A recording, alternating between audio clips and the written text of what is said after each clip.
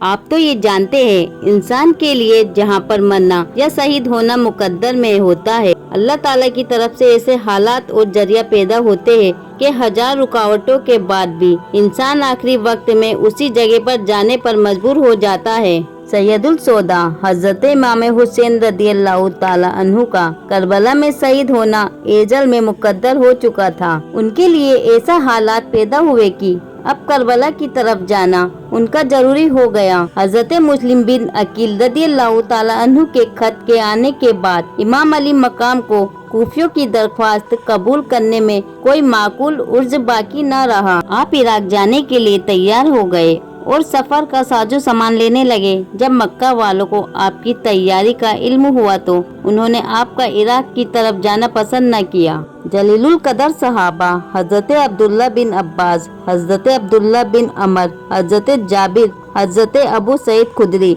हजरत अबू वकील लेसी वगैरह रदियल्लाहु ताला अन्हुम आपके पास आए और अर्ज किया कि आप कुफा हरगिज न जाए कि वहाँ के लोग दिरहम और दिनार के बंदे हैं। उन्होंने आपके वालिद हजरत अली और आपके भाई हजरत हसन रदियल्लाहु ताला अन्हु के साथ खुली हुई गद्दारी और बेवफाई की है। उनका हाकिम उन पर मुसल्लत है और उसी की हुकूमत कायम है। तो जान लीजिए कि कूफा वाले आपको जंगो जिदाल के लिए बुला रहे हैं। हमें अंदेशा है कि वो लोग आपको धोखा देंगे, झुटलाएंगे और आपको बेआरो मददगार छोड़ देंगे, बल्कि हुकूमत वक्त से मिलकर आप पर हमला करेंगे और बुलाने वाले ही आपके सबसे बड़े दुश्मन साबित होंगे। हजरत इमाम हुसैन रदियल्लाहु ताला अन्हु ने फरमाया कि मैं खुदा से खैर का तालिब हूँ, देखे क्या होता है। और हजरत अब्दुल्ला बिन जुबैर रदियल्लाहु ताला अन्हुमा ने जब आपसे सफर इराक को मुतलबी करने को कहा तो आपने फरमाया, मैंने अपने वालिद इकरामी हजरत अली रदियल्लाहु ताला अन्हु से हदीस सुनी है कि एक मेंढा मक्का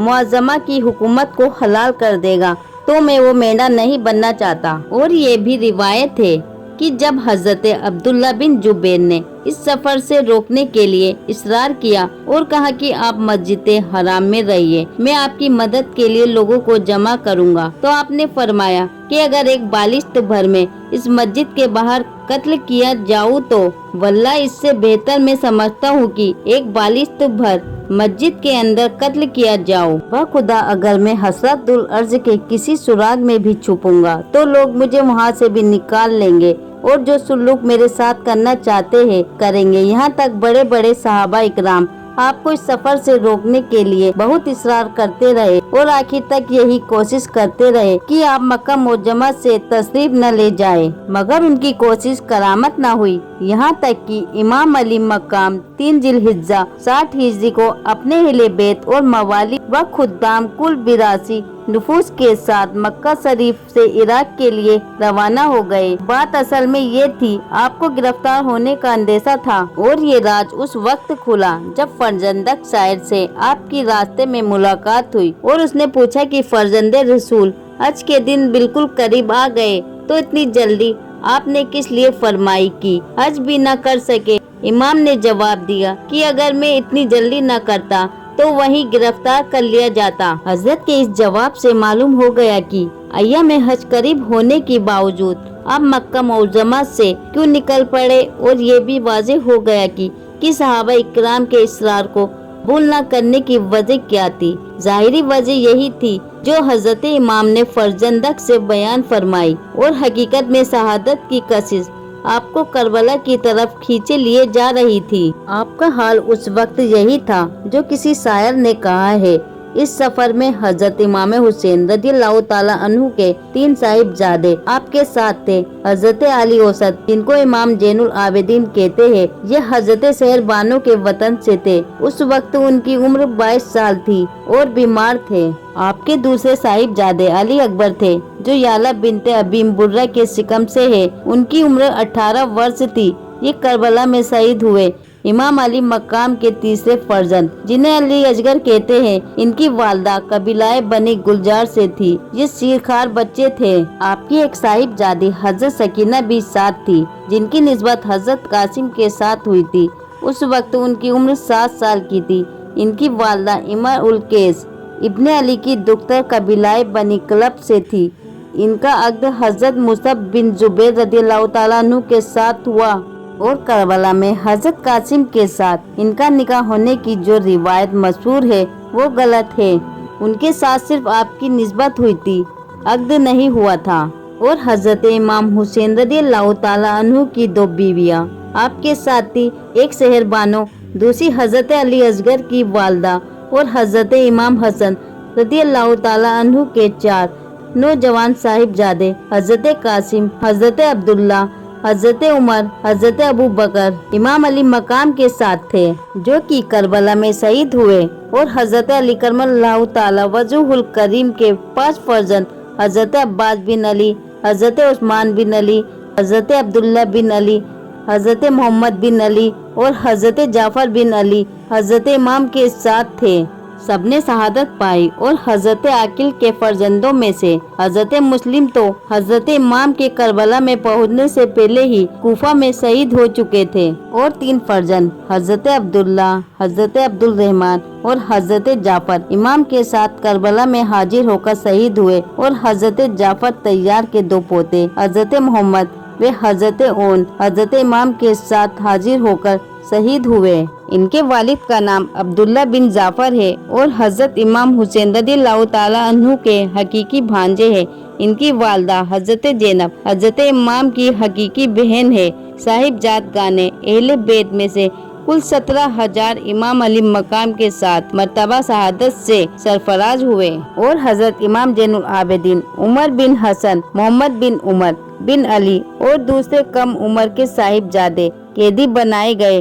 حضرت امام حسین رضی اللہ تعالیٰ عنہ جب مکہ شریف سے باہر نکلے تو حاکم مکہ عامر بن سعید کے حکم سے ایک فوجی دستے نے شہر کے باہر آ کے آپ کو روکا اور چاہا کہ واپس چلے۔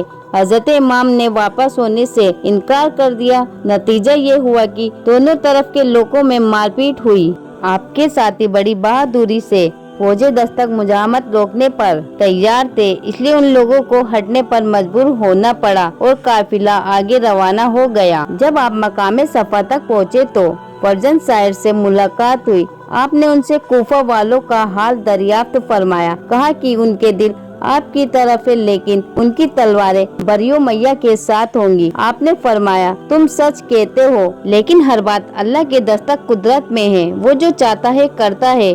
اگر اللہ نے ہماری خواہشوں کے مطابق کیا تو ہم اس کا شکر ادا کریں گے، اور اگر قضائے الہی ہمارے مطلب کے خلاف ہوئی تو انسان کے لیے یہی کیا کم ہے کہ اس کی نیت میں خلوص اور اس کے دل میں پارسائی ہو۔ حضرت امام حسین رضی اللہ تعالیٰ عنہ پرزدق سے گفتگو کرنے کے بعد جب آگے بڑھے، آپ کے بھانجے حضرت محمد وہ اون رضی اللہ تعالیٰ عنہما راستے میں آ کر آپ سے ملے اور اپنے والد اکرامی حضرت عبداللہ بن جعفر طیار رضی اللہ تعالیٰ عنہ کا خط آپ کی خدمت میں پیش کیا۔ اس میں لکھا تھا کہ میں آپ کو خدا کا واسطہ دیتا ہوں کہ آپ میرا خط دیکھتے ہی واپس چلے آئیے، اس لیے کہ جہاں آپ جا رہے ہیں وہاں آپ کی ہلاکت اور آپ کے اہل بیت کے تباہ ہونے کا اندیشہ ہے۔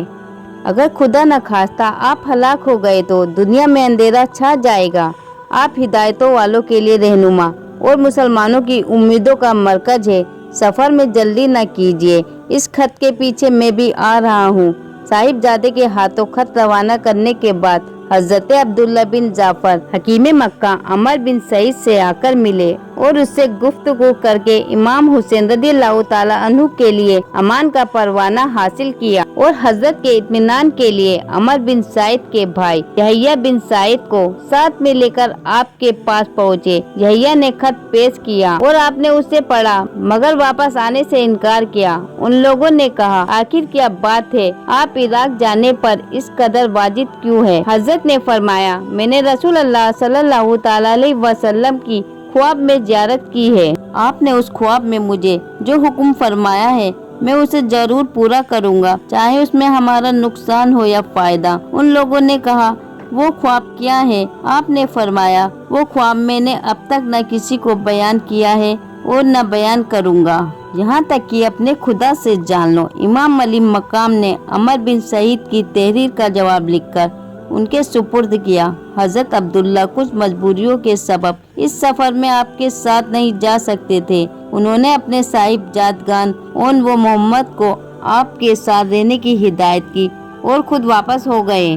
اس کے بعد کا واقعہ ہم آپ کو آگے پیش کریں گے انشاءاللہ۔ اب تک کے لیے آپ اپنا اور اپنوں کا بہت زیادہ خیال رکھیے۔ اللہ حافظ۔